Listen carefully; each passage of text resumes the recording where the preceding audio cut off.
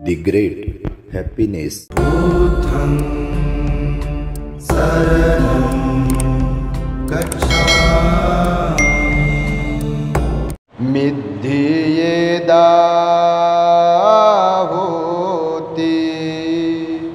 महगसोच निदायिता संपरिवत्तसाये महावराहो वनिवापपुठी पुनः पुन्नं गभ्भमुमेति मंदो।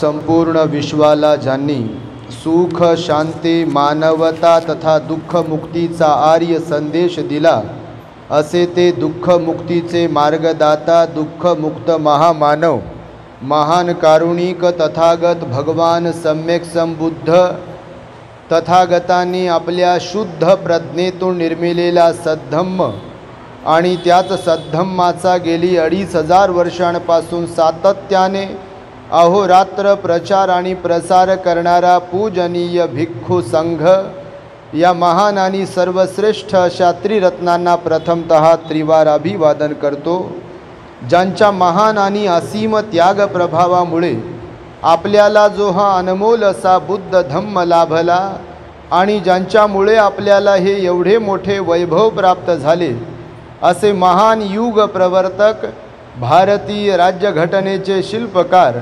परमपूज्य बोधिसत्व डॉक्टर बाबासाहेब आंबेडकर या महामानवाच्या महान अशा धम्मक्रांतीमध्ये संपूर्ण जीवनाला समर्पित करून आज या महान मंगलमय वर्षावासातील मंगलमय दिनी आपल्या औरंगाबाद जिल्ह्यातील रांजणगाव येथील श्रद्धावान धम्म उपासक शेजूळ बाबा, शेजूळ आई, नितीन भाऊ शेजूळ आणि त्यांच्या संपूर्ण परिवाराच्या वतीने आज रोजी आम्हा भिक्खू संघास, श्रामणेर संघास तथा सर्व उपस्थित श्रद्धावान उपासक उपासिकांना भोजनदान देऊन शेजूळ परिवाराने आपल्या जीवनामध्ये महान असे पुण्य संपादन केलेले आहे।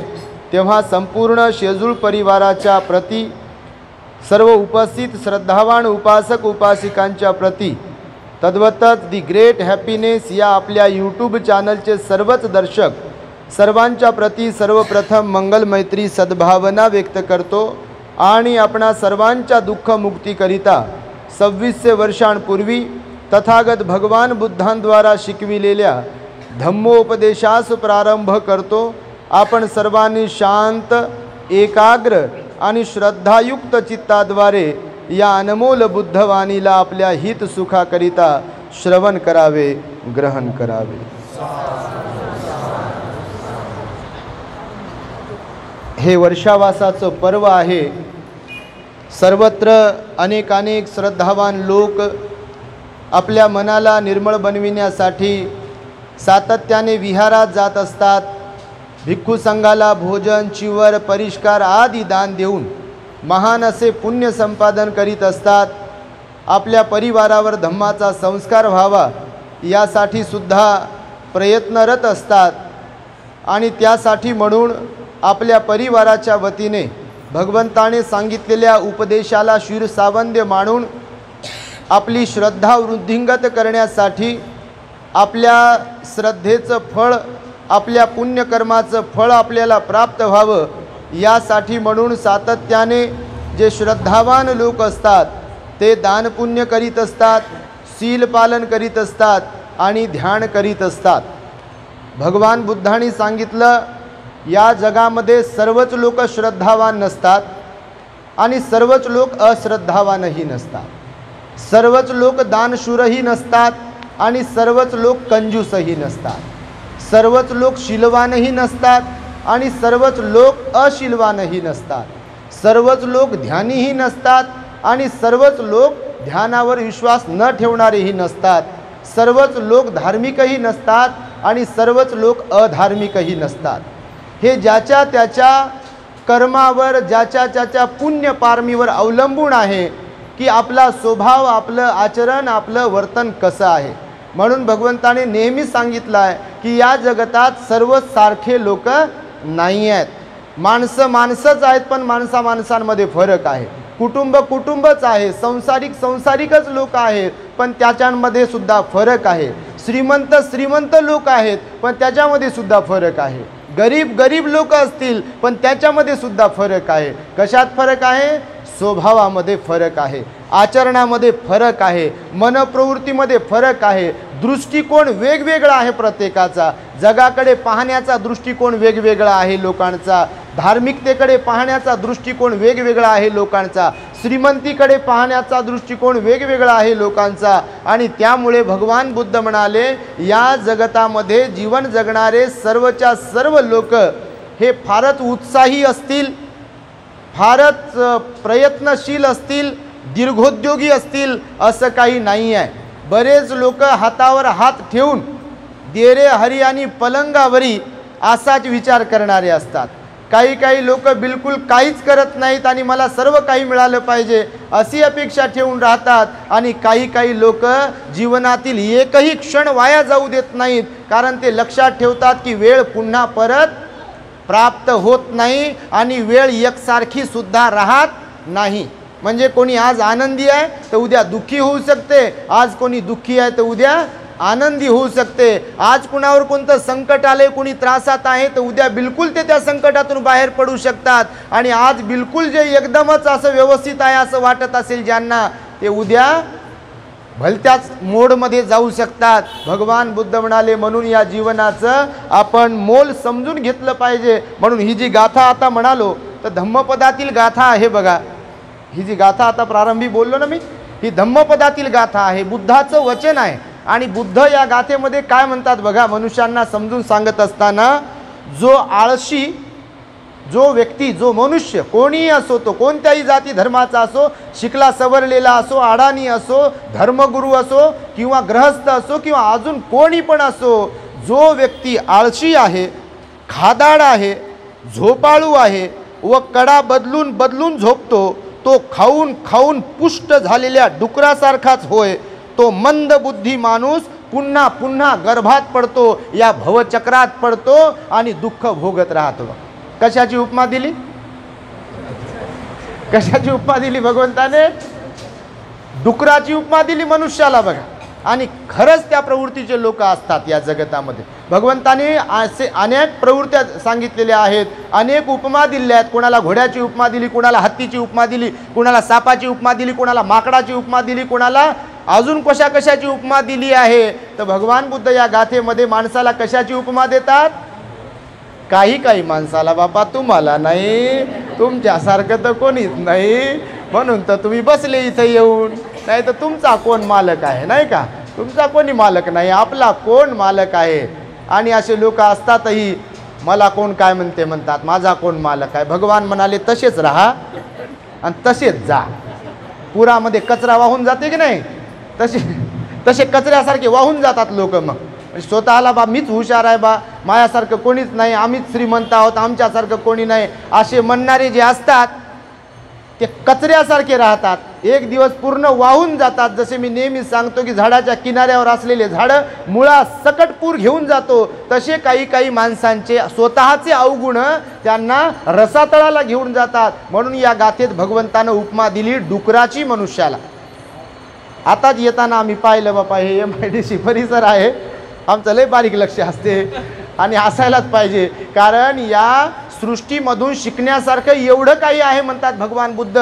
फक्त आपल्याकडे तशा प्रकारची आकलन शक्ती पाहिजे, तशा प्रकारचा दृष्टिकोन पाहिजे. कोणाकडे पाहून काय घेता येईल आपल्याला, कोणाकडे पाहून काय घेता येईल, जगताकडे पाहून काय घेता येईल हे आपल्याला समजलं पाहिजे. नाही तर मी नेहमी सांगतो, भगवान बुद्ध म्हणाले, बाजूलाच तलाव आहे पण पाणी पिऊ शकत नाही, त्या भाजीतच पळी आहे पण त्या पळीला त्या भाजीची चव नाही. असं कित्येकदा अनेक लोकांच्या जीवनात होते. येताना पाहिलं खरंच एक डुकर, खोटं नाही सांगत, आमच्या बरोबर कोण बसले त्यांनी पाहिलं की नाही माहीत नाही, 7 दिवस साहेब बसले, भत्तीजी बसले होते. येताना ते चिखल झालं की नाही तिथं आपल्या कचराकुंडी आहे तिथे, तिथून येता येता खरंच एक लयच मोठंच्या मोठं डुकरीन बाई होती की डुकर साहेब होते माहीत नाही, आम्हाला कुत्रा दिसलं की आम्ही त्याला कुत्रे साहेब म्हणतो. आता त्यांना कोण म्हणा कुत्रे साहेब. येताना मी बघितलं तर डुकरन बाई होती का डुकर साहेब होते माहीत नाही, पण असे मस्त त्या बेंदाळामध्ये नालीमध्ये घाण पाण्यामध्ये चिखलामध्ये असे मस्त पडून होते बघा. आणि भगवंतानं म्हणूनच या गाथेत टाकलं बघा, खरंच काही लोक खायचं झोपायचं, खायचं आणि झोपायचं, दुसरं कामच नाही. सकाळी उठायचं म्हणलं 4 वाजता 4:30ला, तब्येत बरी नाही म्हणते माझी, काहीतरी दुखते म्हणते माझं. ध्यान करायचं म्हटलं की बरोबर नाही, तब्येत बरोबर नाही माझी. वंदना करायची म्हटलं की तब्येत बरोबर नाही. ताटावर बसलं मग तब्येत एकदम चांगली झाली. ती भाकरी संपली का पहा बरं म्हणते, वरण संपली का पहा बरं म्हणते, जरा इकडं पाय तिकडं पाय. तुम्हाला नाही बापा, तुम्ही तर लय चांगले म्हणून तर आले आमच्याकडे.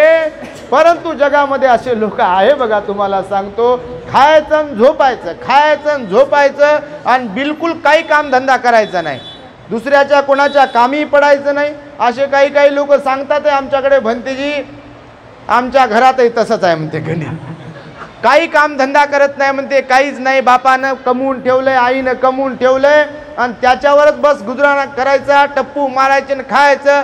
आणि काही दिसलं की त्याला नाव ठेवायचं, हे बरोबर नाही, ते बरोबर नाही, त्या बाईचं वागणं बरोबर नाही, त्या माणसाचं वागणं बरोबर नाही, त्याची सून बरोबर नाही, तिची सून बरोबर नाही, त्याची सासू बरोबर नाही, त्याची लेक बरोबर नाही, कोणाचा जावई बरोबर नाही, त्याचा पोरगा बरोबर नाही, सारं जग बरोबर नाही. बरोबर कोण आहे? फक्त मीच बरोबर आहे म्हणते.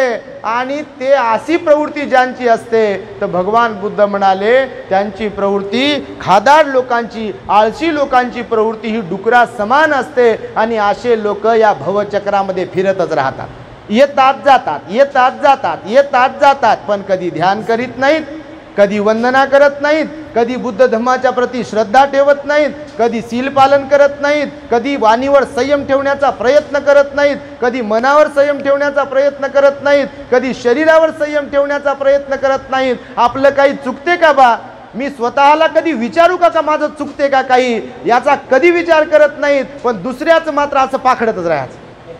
सासू पाखडते सुनेचं आणि सून पाखडते सासूचं. तुम्ही नाही बापा, इथं बसलेल्या माझ्या माया तर लय चांगल्या, पण बऱ्याच जणी तशाच असतात, आणि बऱ्याच जणीच काय बरेच जण तसेच राहतात. बिलकुल दुसऱ्याला नाव ठेवते, दुसऱ्याला त्रास देते, दुसऱ्याला परेशान करते, आणि मला कोण परेशान करू नये म्हणते, मला कोणी बोललं नाही पाहिजे म्हणते, माझ्याकडे असं कोण बोट केलं नाही पाहिजे, मी जिंदगीभर असं बोटच करत राहील म्हणते दुसऱ्याला.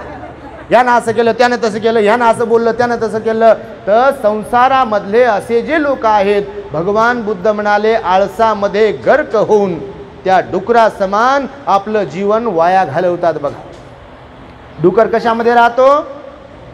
डुकर कुठे राहतो? गंदगीत राहतो, तो एकदम घाण ठिकाणी राहतो. तुम्हाला जर पाहायचं असेल तर आमच्या इकडे येऊन पहा. आणि तुम्ही कुठं पाकिस्तानला राहता, तुम्ही जवळच राहता, तुम्ही तर येता जाता पाहतच असाल. बघा, डुक्कर स्वच्छ पाण्यामध्ये निर्मळ ठिकाणी राहत नाही, मच्छरही निर्मळ ठिकाणी. आता एवढं सुंदर घर बनवलं बाबांना आपल्या शेजूळ परिवाराने, बघा सुंदर घर बनवलं, याचं उद्घाटन आहे आमच्या हस्तेच झालं. आम्ही पुण्याला होतो तेव्हा पुण्यावरून धावपळ करत आलो, गृहप्रवेशाचा कार्यक्रम होता. सुंदर असं भगवंताचं रूप आहे बघा. हे अशा प्रकारे पूजा घर आपल्याकडे असायला पाहिजे प्रत्येकाच्या घरी. बघा, घर छोटं जरी असेल, भलेही ठीक आहे, आता हे बिचारे पैसेवाले आहे, हे पुण्यवान आहे, यांचं काही पुण्य आहे म्हणून हे यांना धनलाभ झाला. धनलाभ प्रत्येकालाच होत नाही, आणि झाला तरी तो टिकत नाही, आणि झाला तरी तो कशावर उधळतील हेही सांगता येत नाही. पैशाचंही व्यवस्थितपणे व्यवस्थापन करता आलं पाहिजे. म्हणून बघा हा महल किती सुंदर बनवला आहे, आणि जिकडं तिकडं बुद्धच आहे, हे विशेष नाही. तर बापा लय लोक पाहिले, गरीबही पाहिले, श्रीमंतही पाहिले, हॉलमध्ये एक आणि किचनमध्ये दुसरंच काय काय राहते, रंगवारंगवी. यांच्याकडे तसं नाही. नितीन भाऊ आमचे आहे राजकारणामध्ये, वंचित बहुजन आघाडीचं ते काम करतात बघा, तरुण आहेत ते, परंतु त्यांच्या मनामध्ये त्यांचा स्वभाव नेहमी आमच्याकडे येत राहणार. काही कमी जास्त आहे का भंतेजी? काही हे करू का ते करू का, पोरांना घेऊन येऊ का, काही कमी जास्त आहे, काही करता येईल का. तर असा त्यांचा स्वभाव आहे. बघा, एक तरुण नितीन भाऊ शेजुळ आहे आपल्या संपूर्ण या परिसरामध्ये, आणि ते एका पक्षाचं जरी काम करत असले, राजकारणात जरी असले, तरी त्यांच्या आईवडिलांमुळे धार्मिक पिंड जो निर्माण झाला, आईवडिलांनी जे संस्कार त्यांच्यावरती दिले, तर ते संस्कार ते आपल्या जीवनामध्ये उतरवतात. आणि म्हणून ते नेहमीच आमच्या संपर्कात, सहवासात राहतात. तिकडे येतात, बसतात, उठतात, विचारपूस करतात, सांगतात, चर्चा करतात. एकदा त्यांच्यासाठी टाळ्या वाजवा, त्यांचं अभिनंदन करा. नाही तर पोरं तर लय आहे आपल्याकडे, खंडीच्या पेंडी, शेखी मिरवणारे, बायावर करणारे, कॉलर टाईट करून, गळ्यात काय, नाकात काय, हातात काय, कुठं कुठं काय, मुझे किसी से लेना देना नहीं, मैं आंबेडकरवादी हूँ, मैं जय भीमवाली हूँ, आणि जागेवरच पाय आपटून घेते. विहारात येत नाही, भंतीजीला येऊन विचारपूस करत नाही, आलाय जरी विहारात अशी टेक गाजवते, कुठं खुर्ची आहे का पाहते. पण त्याच्यापैकी म्हणजे कोणाचंही कौतुक करत नाही. आपण जे पात्र आहेत त्यांचंच कौतुक करतो. आणि म्हणून नितीन भाऊ शेजुळ यांनी आमची तारीख घेतली. बाबा, आई, बाबांना पॅरालिसिसचा जरी अटॅक आला तरी बघा, पुण्य कशाला म्हणतात बघा. तर खरं तर आपले शेजुळ बाबा हे अत्यंत श्रद्धावान आहेत, अत्यंत त्यांचं धार्मिकता आहे त्यांच्या परिवारामध्ये. गेल्या अनेक वर्षांपासून ते बुद्ध धम्माचं काम करतात, सामाजिक कार्यामध्ये राहतात, आणि जरी त्यांना आजारी असले तरी तिकडे आल्यावर काही ना काही करत राहतात, विहारात आमच्याकडे येत राहतात. म्हणून शेजुळ बाबांसाठी सुद्धा आपण टाळ्या वाजवून त्यांचं अभिनंदन केलं पाहिजे. त्यामुळे मी हे यासाठी सांगत आहे की बघा, आळशी लोक जे असतात ते खरंच बेकार असतात. त्यामुळे भगवान बुद्ध म्हणाले की प्रसंग जे जे चांगले येतात आपल्या जीवनामध्ये त्याचं सोनं करता आलं पाहिजे. कारण चांगले चान्स पुन्हा पुन्हा मिळत नाहीत आयुष्यामध्ये. बघा, फार वाईट परिस्थिती येते कधी कधी कुणाच्या वाट्याला. म्हणजे आम्ही पाहतो बऱ्याचदा, जर कधी कोणाचे हातपाय निकामी झाले समजा असे अचानकपणे, तर काय परिस्थिती बीतत असेल त्या लोकांवरती. जे कोणी आजारी असतील, जे कोणी कुणाला दुर्धर आजार झाले असतील, तर काय परिस्थिती बीतत असेल कोणावरती. काल एक भगिनी मला सांगत होती 2-3 दिवसात, परवाला, भंतेजी म्हणे, म्हणजे त्यांच्या परिवारातल्या लोकांनी नाही तर दुसऱ्या त्यांच्या लोकांनी सांगितलं की हे फार धार्मिक आहे म्हणे. एक लग्न लावून दिलं मायबापाने, आई मरण पावली, बाप म्हातारा झाला, आणि त्या भगिनीचं लग्न लावून दिलं. काही वर्ष लग्न टिकलं आणि नवऱ्याला अटॅक आला, नवरा मेला.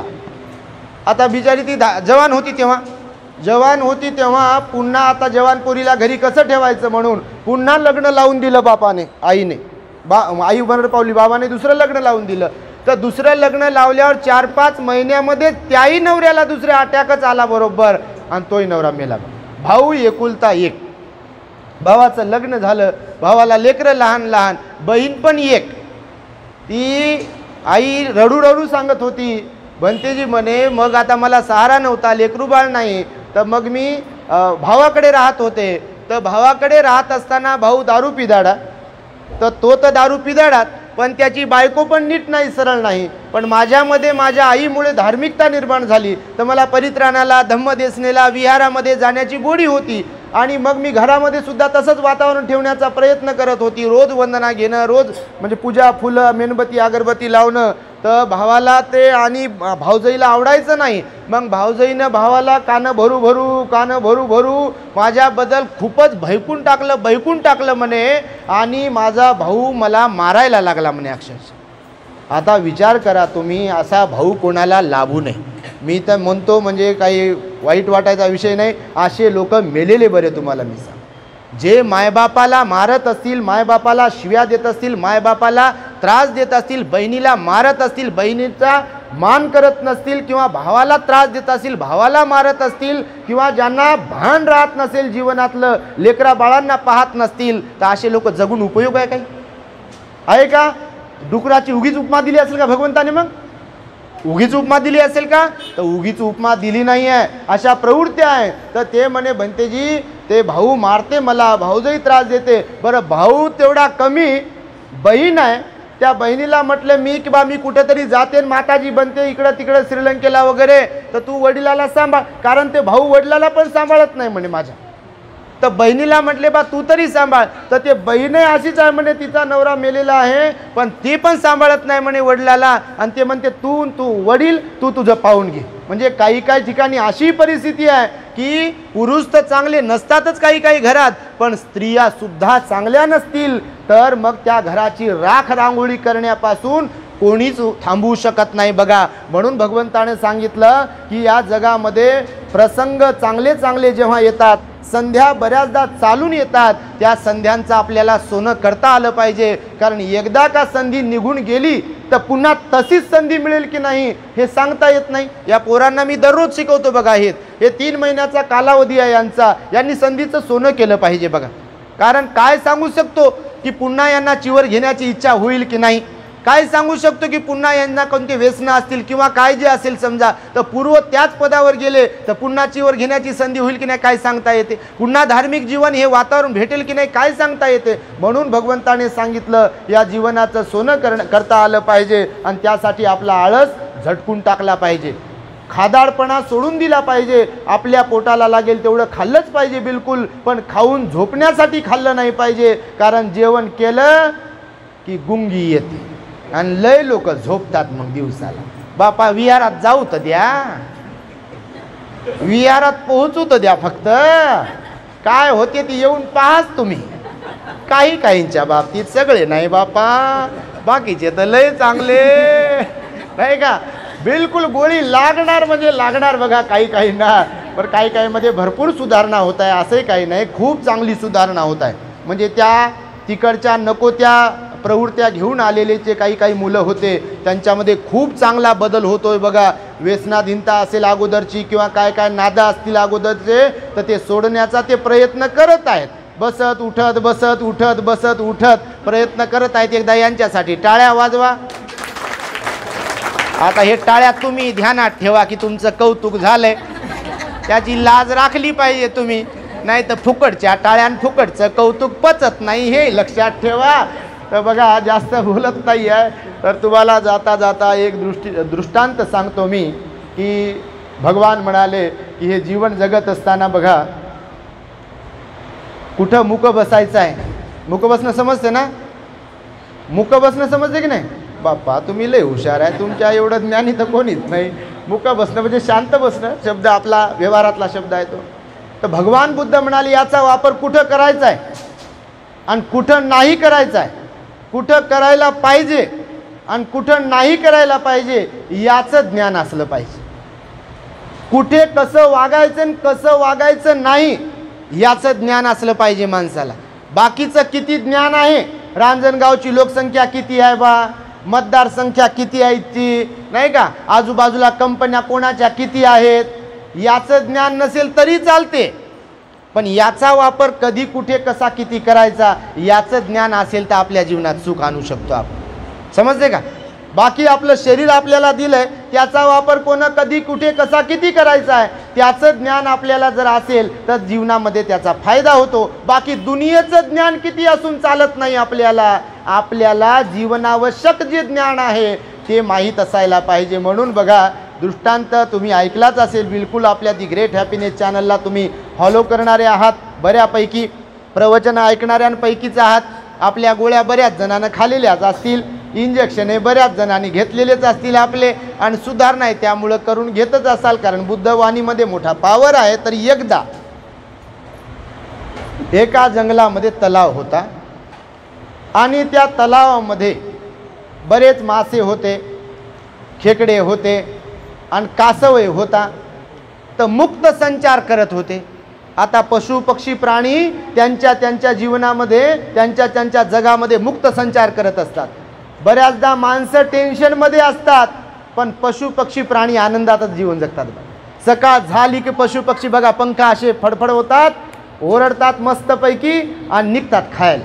माणूस मात्र समाधानी नसतो. किती भेटू द्या, अजून बाकी आहे म्हणते, जरा पोरीचं तेवढं झालं की झालं म्हणते, तिचं झालं की तिच्या पोरीचं एकदा झालं की झालं म्हणते, पोराचं एकदा झालं की झालं म्हणते, पुन्हा लेकरू बाळ झालं की झालं म्हणते, त्या नाताचं नातीचं एकदा लग्न झालं की झालं म्हणते, पुन्हा तिला एकदा लेकरू बाळ झालं की झालं म्हणते, झालं म्हणते.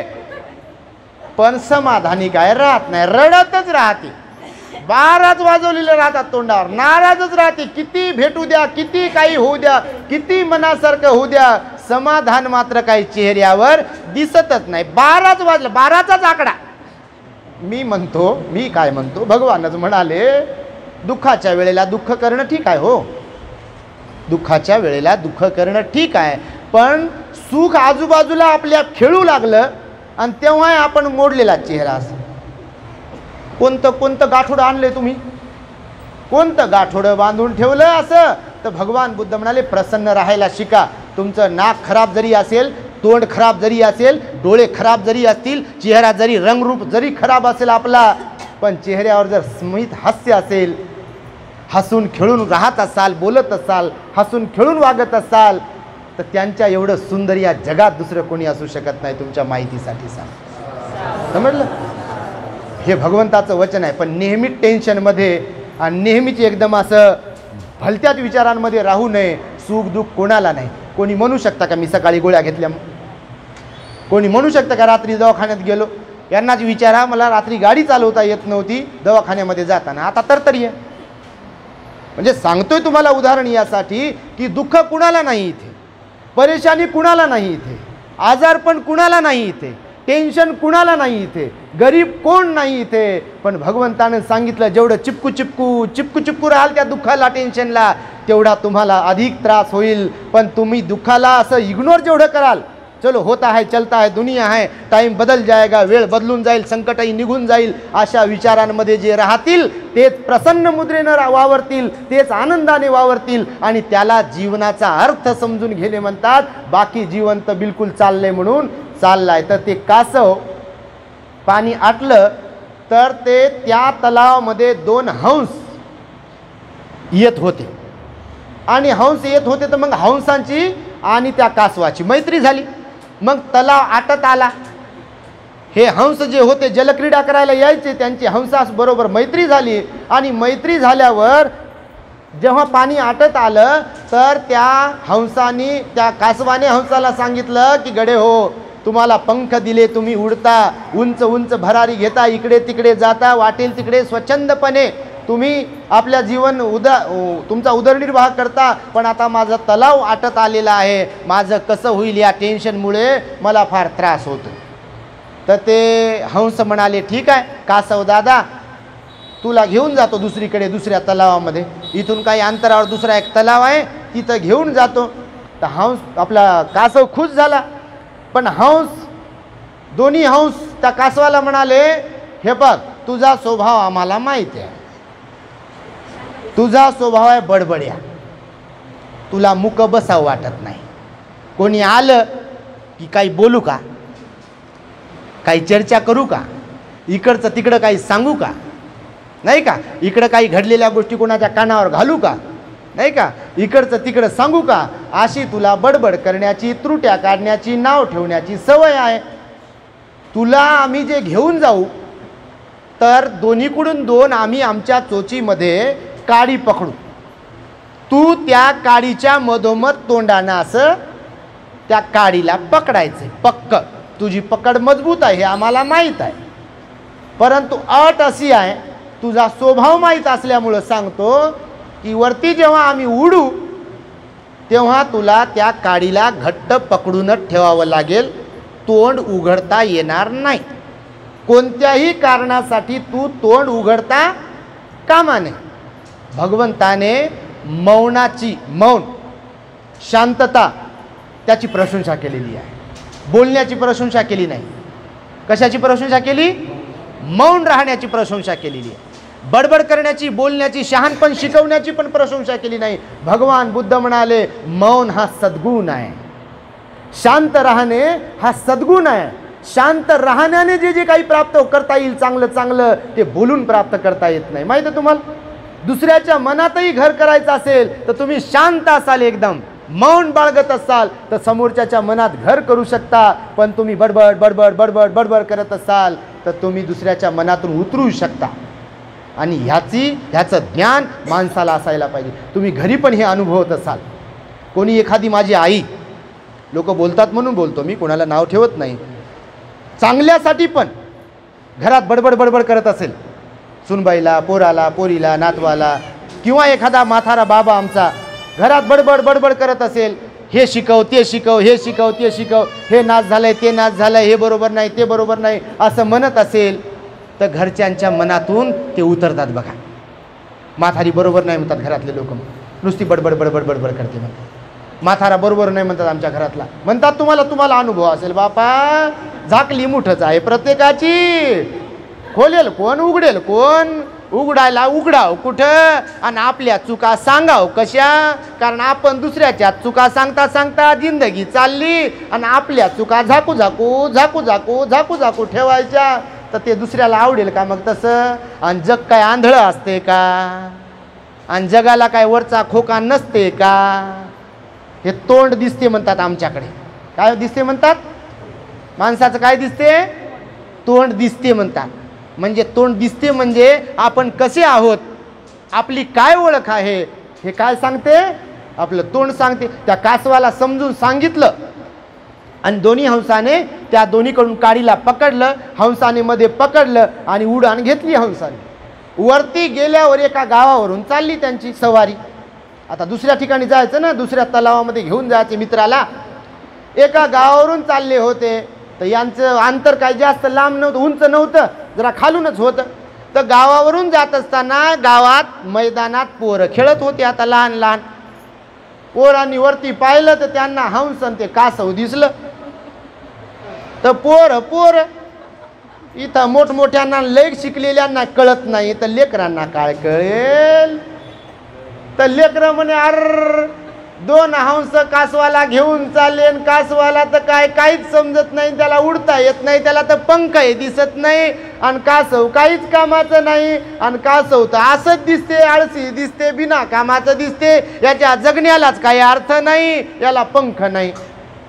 याला आला ताव, मुख बसू देत नाही तोंड हे, कारण सवयीचे माणसं गुलाम असतात असं सांगितलेलं आहे. सवयीचे माणसं गुलाम असतात. बिडी ओढायची सवय जर असेल कोणाला, तुम्हाला नाही बापा कोणाला, तुम्ही तर पांढरे कपडे घातलेले दिसू लागले. तंबाखू खायची सवय जर असेल कोणाला, तुम्हाला नाही बापा, तुम्ही तर पांढऱ्या कपड्यातले दिसू लागले. दारू प्यायची सवय असेल कोणाला, तुम्हाला नाही बापा, तुम्ही तर पांढऱ्या कपड्यातले दिसू लागले. तर ती सवय जर मोडायचा प्रयत्न केला तर त्यांनाच विचारावं ज्यांना सवय लागलेली आहे की किती नाकी नऊ येतात. यांना विचारा तंबाखू सोडल्यावर काय होते आणि चहा सोडल्यावर काय होते ते विचारा याला. हे माझ्या जवळ येऊ येऊ म्हणते जी, जरासा चहा करायला सांगा ना. अरे बाबा सकाळीच पिला ना चहा, काय करतो चहा पिऊ त्या चहाची तलब बरी नाही, पुन्हा येते म्हणते जी थोडासा चहा करायला सांगा ना त्यांना. म्हणते आता साखर लय पडलेली आहे, पत्ती भरपूर पडलेली आहे, पाणी भरपूर आहे, फिल्टर आहे आले, काही कमी नाही आपल्याकडे, पण पुन्हा चहा पिणं चांगलं नाही. हो म्हणून सांगतो, तंबाखू खाण्याची लय तलब, पण खरंच का मला एकदा खरंच टाळ्या वाजवा पुन्हा एकदा. हे एकदम दारू पिऊ वाया गेलं होतं बघा एकदम पूर्ण. पण आता इकडं येऊन बिलकुल आमच्याकडे तंबाखू खाणारे येतात, काही मिस्त्री, दारू पिणारे येतात काही लोक. मग यांना वाटतही असेल बापा मनात, कधी नेहमी वाटत नसेल पण वाटत असेल म्हणू का यांना. पण पुन्हा विचार येत असेल आपल्या अंगावर चिवर आहे बा, भंतीजीने सांगितलंय चिवरचा अपमान करू नये. हे कधी फिरतात, माझ्या डोक्यात येते बापा तंबाखू मागण्यासाठी जात असेल का जवळ.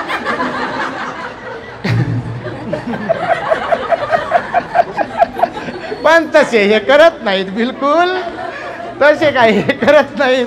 हे 3 महिन्यासाठी आले, सोडण्यासाठीच आले. कोणाच्या समोर जरी घुटमळत असतील, कोण्या मिस्त्रीच्या, कोणाच्या कामदाराच्या, कोणी बाहेरून आलेल्या पोराच्या, तर किती पुड्या खाऊ तिकडून आले असले तरी आता तोंड वळवळ करत असेल म्हणा, कसं नसेल करत.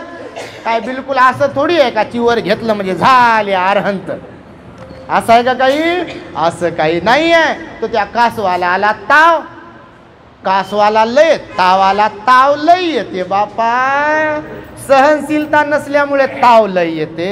म्हणून भगवंतानं एक पारमिताच सांगितली, सहनशीलता ही एक पारमिता आहे. क्षमा पारमिता, खमा पारमिता, खंती पारमिता सांगितलं. भगवान म्हणाले सहनही करता आलं पाहिजे. जर तुम्हाला जीवन जगायचं आहे, मनुष्य जीवनामध्ये चांगलं बनायचं असेल तर खाच खळग्यातून तुम्हाला जाता आलं पाहिजे. चांगलंही सहन करता आलं पाहिजे आणि वाईटही सहन करता आलं पाहिजे. अपमानही पचवता आला पाहिजे आणि कौतुकही पचवता आलं पाहिजे. तरच तुम्ही पुढे पुढे जाऊ शकता. नाही तर कौतुक झालं की हां वा वा बरं झालं एवढं वाव, आणि अपमान झाला की डिलीटच डायरेक्ट. खालीच मान घालते, मी जेवणच करत नाही म्हणते, आता मी विहारातच येत नाही म्हणते, वंदनाच करत नाही, ध्यानच करत नाही. हा असं होते कधी कधी. तर मग त्या कासवाला ताव आला आणि त्याला वाटलं आता 2-4 पेटीतल्या शिव्या देऊ द्या एकदाच्या. उघडलं तोंड. सहनशीलता लय महत्वाची आहे तुम्हाला सांगतो. माझ्या आयांना सांगतो, मुक्याच बसत राहता, चाब्या गेल्या हातातल्या निघून, आता काय बोलता, बोलण्याला अर्थ आहे का? आणि आपला माणूस समोरच्याच्या हवाली करून टाकलाय तुम्ही हातानं. तुमच्या बोलण्याला काय अर्थ राहील? आता त्याला लेकाला बोलून फायदा नाही. लेक झालाय बा आपल्या त्या बाईचा, आणि तुम्ही किती बोलले तर त्रास तुम्हालाच होते. म्हणून मुकच बसावा. मुक बसलेलं फार फायद्याचं ठरते. आणि त्यामुळे सगळ्यांना सांगतोय, आयांना सांगतोय असं नाही, बाबा नाही सांगतो, आणि आमच्या भंतीजी लोकांनाही सांगतो की सहनशीलता ही खूप महत्वाची आहे. त्यानं तोंड जसं उघडलं, आता उंचावरून 10, 15, 20 फुटावरून पडल्यावर काय होते हे तुम्हाला आम्ही सांगाव का? कालच एक जण म्हणे भंतेजी पडलो म्हणे मी. मला वाटलं बा निवडणुकीतच पडले की काय. मी म्हटलं बा निवडणूक झाली आता त्याच्यातच पडले की काय. तर भंतेजी म्हणे निवडणुकीत नाही, मी माझ्याच घरात पाय सटकून पडलो म्हणे. पाणी सांडलं होतं म्हणे फरशीवर आणि चालायला गेलो म्हणे, त्या कोणाला तरी रागवायला गेलो म्हणे, भाई असं करू नको म्हणून. तर मी जरा जोरात चाललो घरात, आपल्याच ही फरशी अशी भारीची बसून घेतली, त्याच्यावर थोडंसं पाणी पडलं की सटकते, असं सटकलो पडलो म्हणे मी. आणि मग ते पडले बघा. तर कासव एवढ्या उंचावरून पडल्यावर झाल्या त्याच्या चिंदड्या खाली पडल्यावर. आणि म्हणून तुम्हाला मी हे यासाठी सांगतो की याच्यावर संयम ठेवला पाहिजे. आपल्या याच्यावरही संयम ठेवला पाहिजे आणि मनावरही संयम ठेवला पाहिजे. सहनशीलता, संयम हा सद्गुण आहे तुम्हाला सांगतो. म्हणून आळसामध्ये आपलं जीवन वाया घालवता कामा नये. एवढी मोठी सुवर्ण संधी आपल्याला लाभली. 2 हात दिले, 2 पाय दिले, 2 डोळे दिले, बुद्धी दिली, सध्या स्मरणशक्ती चांगली आहे, सध्या शरीरामध्ये त्राण आहे, म्हणून त्याचा सदुपयोग केला पाहिजे. चांगल्या मार्गामध्ये लागलो पाहिजे, आपल्यातले अवगुण काढून टाकले पाहिजे बिलकुल. आणि म्हणून भगवान बुद्धांनी डुकराची उपमा दिली, हे लक्षात ठेवलं पाहिजे. आपली प्रवृत्ती डुकरासारखी आपण बनवता कामा नये. म्हणून आळस झटकून देऊन चांगले कसे कामं करता येतील, चांगलं कसं बोलता येईल, किंवा शांतच कसं बसता येईल, किंवा आपल्या मनातील विकार कसे काढून टाकता येतील, हे उत्साहाने आपण चालू ठेवलं पाहिजे, प्रयत्न केले पाहिजे. चांगले कर्म करण्यासाठी उत्साहाची गरज असते. म्हणून आळस झटकून द्या म्हणाले भगवान बुद्ध. गृहस्थ असो का धर्मगुरू असो, आळसी राहता कामा नये. बिलकुल उत्साही असलो पाहिजे आपण, दीर्घोद्योगी असलो पाहिजे, काम करत राहिलो पाहिजे. कारण एक दिवस असा येतो, इच्छा असून आपण उठू शकत नाही जाग्यावरची. इच्छा असून चालू शकत नाही आपण, थोडंसंही चालू शकत नाही इच्छा असून. बघा तुम्ही तारुण्यामध्ये गड चढू शकतो, तारुण्यामध्ये उंच उंच ठिकाणी जाऊ शकतो, परंतु एकदा हातपाय थकले की आपला 5 फूट चालू शकत नाही. बघा चालू शकतो. तुमच्याकडे असे लोक असतील बघा, तुम्ही पण त्यापैकी कोणी असाल, चालता येत नाही, बसता येत नाही, तोंड इच्छा होते बोलण्याची पण बोलू शकत नाही, इच्छा होते खाण्याची पण दात नसतात आणि पचनशक्ती पण काम करत नाही. बघा तुम्ही, इच्छा होते पाहण्याची पण डोळे कामातून गेलेले असतात, इच्छा असते ऐकण्याची पण कान बहिरे झालेले असतात. आणि त्यामुळे भगवान बुद्ध म्हणाले, या जीवनाला आळसामध्ये ठेवून वाया घालविण्यात काही अर्थ नाही. प्रत्येक क्षण आपण चांगल्या कामासाठी लावला पाहिजे, प्रत्येक क्षण चांगल्या कामासाठी, वाईट कामासाठी नाही. आणि म्हणून भगवंताने सांगितलं, आळसी, खादाड, झोपाळू व कडा बदलू म्हणजे उजवीकडचं झालं की डावीकडं, डावीकडचं झालं की असं झालं की असं. भगवंताने झोपण्याच्या पण पद्धती शिकवल्या, मी तुम्हाला सांगेल एक दिवस कोणती, कसं झोपणं चांगलं आहे हे पण शिकवलं भगवंतानं. पण इथं सांगितलंय कडा बदलू झोपणारे, आळसी, खादाड असे जे लोक असतात ते लोक गर्भामध्ये पडू पडू पडू पडू दुःख आणि दुःखच भोगतात आणि जीवन वाया घालवतात. तुम्ही त्यांच्यापैकी बनू नये म्हणून हा छोटेखानी उपदेश तुम्हाला मी केला. आज शेजूळ परिवाराच्या वतीने शेजूळ आई, बाबा, नितीन भाऊ आणि संपूर्ण परिवाराने आम्हा भिक्खू संघाला, श्रामणेर संघाला जे काही सुंदर असं भोजनदान देऊन आणि अनेक प्रकारचं दान परिवाराकडून नेहमीच आम्हाला मिळत राहते, त्या संपूर्ण दान पुण्याच्या प्रभावाने, बुद्ध धम्म आणि संघाच्या अनुकंपेने आपल्या सर्व परिवाराला मिळालेल्या आयुष्यामध्ये क्षण प्रतिक्षण सुख, शांती, समाधान, आयुष्य, आरोग्य आणि बल प्राप्त होत राहो अशा प्रकारची मंगल आणि उदात्त कामना व्यक्त करून मी माझ्या शब्दांना इथे पूर्ण विराम देत आहे. येत्या रविवारी आणि प्रत्येकच रविवारी आपल्या जवळच असलेल्या महाकरुणा बुद्धिस्ट मॉनेस्ट्रीच्या परिसरामध्ये असलेल्या भव्य दिव्य भगवंताच्या मूर्तीसमोर आणि बुद्ध विहारामध्ये आणि संपूर्ण पटांगणामध्ये आपण रविवारच्या बुद्ध वंदनेचा, धम्मदेसनेचा उपक्रम हाती घेतलेला आहे. आपले डॉक्टर बाबासाहेब आंबेडकर आपल्या लोकांना उद्देशून म्हणाले की तुम्ही किमान रविवारी सहकुटुंब विहारात गेले पाहिजे, कारण तुम्हाला खाण्यापिण्यासाठी आणि श्रीमंत होण्यासाठी, मोठं होण्यासाठी मी सगळ्या सुविधा उपलब्ध करून दिल्या.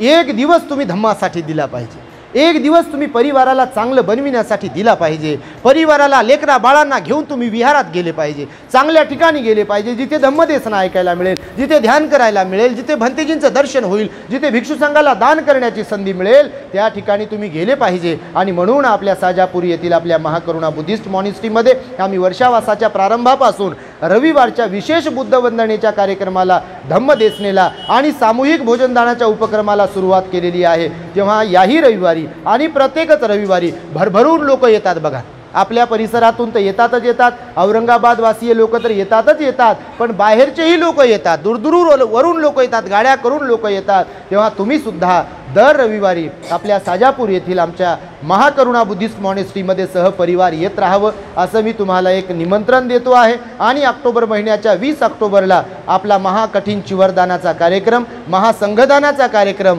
त्याच आपल्या मॉनेस्ट्रीमध्ये संपन्न होणार आहे. त्याचंही तुम्हाला निमंत्रण देतो. आपण मोठ्या संख्येने सहपरिवार दर रविवारी विहारामध्ये, मॉनेस्ट्रीमध्ये आपल्या येत राहाल अशी अपेक्षा व्यक्त करतो. माझ्या शब्दांना पूर्णविराम देतो.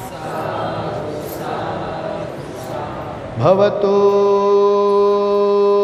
सब मंगलम रक्षन्तु सब देवता सब बुद्धानुभावेन सदा सुखी भवन्तु ते. भवतु सब मंगलम रक्षन्तु सब देवता सब धम्मानुभावेन सदा सुखी भवन्तु ते. भवतु सब मंगलम रक्षन्तु सब देवता सब संघानुभावेन सदा सुखी भवन्तु ते.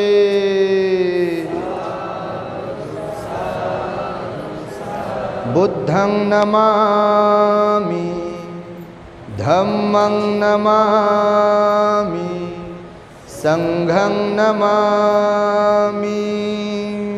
The great happiness. बुद्धं शरणं गच्छामि.